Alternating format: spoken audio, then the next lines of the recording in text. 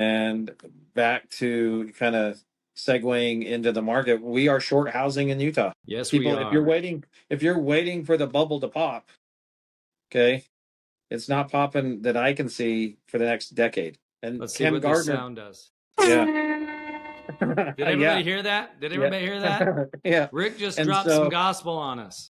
and I'm not the only one. The University of Utah put out a big study, the Kim Gardner Group. You can look it up, and they went into housing and the availability and shortage in the state of Utah. We are short in the next decade close to 300,000 homes. Wow. Yeah, I mean, what's our population now? 3.5 million. We're short 300,000 homes. 100,000 homes we're going to be short. We do not have the labor force to build the amount of inventory that is required to keep up with our census data. Well, and I did see some things, I think just yesterday on the number of housing starts and the number of homes being built. Nationwide, anyway, we're just slightly over that. But Mhm. I mean, Utah has been a really vast, growing, rapidly state over the last 10, 15 years. Matter of fact, I think we have a in-migration more than a lot of other states. And I know we're on the top 10 for migration from other states to Utah. We're in the top Yeah, 10. almost historically, we're always in the top 10. That's incredible. And we're almost historically in the top five in non-migration out. Well, So go ahead. yeah, typically when people move here, they stay. So here's a nugget that both Rick and I are saying.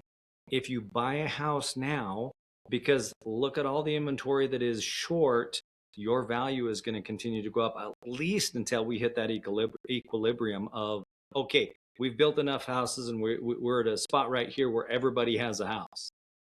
Yeah, yeah, and I mean, I know rates have been historically, we kind of got spoiled after Oh, COVID, yeah. right? Those rates aren't, as you know as well as I do. I don't think we're going to have that situation again. No, And if I we would be could confirm, surprised if we see them in the threes, honestly. I don't think, unless there's another what they call a black swan event, right? Right. But And the only reason I say that, Rick, is because I have been closing some FHA 5/1 arms, which means it's fixed for 5 years and then it can adjust thereafter. But I've been closing some of those in the low fours. that's Um, that's incredible, by the but as way. far as a 30-year fixed rate, yeah, you're 5.25, some five and a And half. Craig, what people don't understand, that's still a great rate historically. It is. In the 32 years I've done it, the average rate has typically been about 5.5%.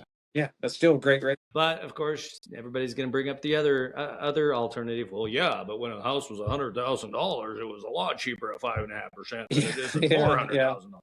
Yeah, there is an affordability issue for sure, especially for probably my kids who are going to be entering the housing market. I Yeah, feel their pain. I do feel their pain. Utah has we're one of the top seven most expensive cities in the United States. yeah, yeah. But you tell people, hey, look, if you don't want to live in Utah, you can always move to Missouri Oof. and buy a house for 100 grand still. Mm. I mean, who wants to? I mean, no offense to Missouri. I don't know if there's Yeah, how I'm many going to people try from to keep my Missouri are going to watch comments. this, but I'm going to try to but keep my comments nice because yeah, but that there, I sounds mean, like there's misery to me. yeah, but I mean, it's just that the economy here in Utah is growing so rapidly, and if you compare us to say California, we're not expensive. Yeah, we're not. We're not that expensive, and Or as you Seattle or or Portland or anything on the West Coast, and Denver. our median's below Denver currently, and I think our median in the next 10 years will be above Denver. Right. Well, I always look at that chart. I think we're just slightly higher than Arizona, slightly higher than Idaho, although it's pretty Mhm. darn similar. But all Yeah, those it's really other close. states that we mentioned Yeah. are tremendously higher, specifically the Seattle and the California areas. They're just outlandish. Yeah, and the Silicon Slopes is a real thing. There's a lot of Yeah, tech jobs coming here. There's a lot, that's why our economy's booming. We got hockey now. We got Major League Baseball perhaps hopefully. coming. I mean, build it, they will Um, come, right? yeah, yeah, yeah. I think Will we Ryan ever get a Smith. football team? Oh, now you're speaking my language, Craig. I would love to Yeah, see it.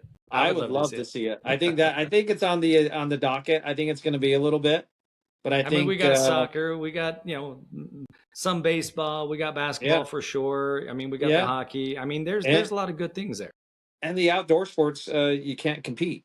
No doubt. No doubt. Yeah, So, for example, you can get off for anyone out of state who's watching this video. You can get off a plane in Utah, in Salt Lake City Airport, be downtown in about 10 minutes, and in a ski resort in the mountains in 30 minutes. that's true. And I Okay. believe Delta used to do a thing where if you took your ticket from Delta straight to the ski desk, they would actually let you jump on the lift and go skiing and then come back after the fact and actually take care Oh, of things. I didn't I know don't that. know if Yeah. that I don't know if they do that anymore, but I know that was a thing at one point. Yeah. Take your ticket right to the ski resort. Yeah. We have a top 5 airport in the United States as well. I think we have direct flights to basically every major metropolitan city, Right. which is It's not a everybody great can say airport, that. and Yeah. it's brand It's an new. awesome airport and it's an awesome city. We're growing. Prices are going to grow with it. We just have to adapt.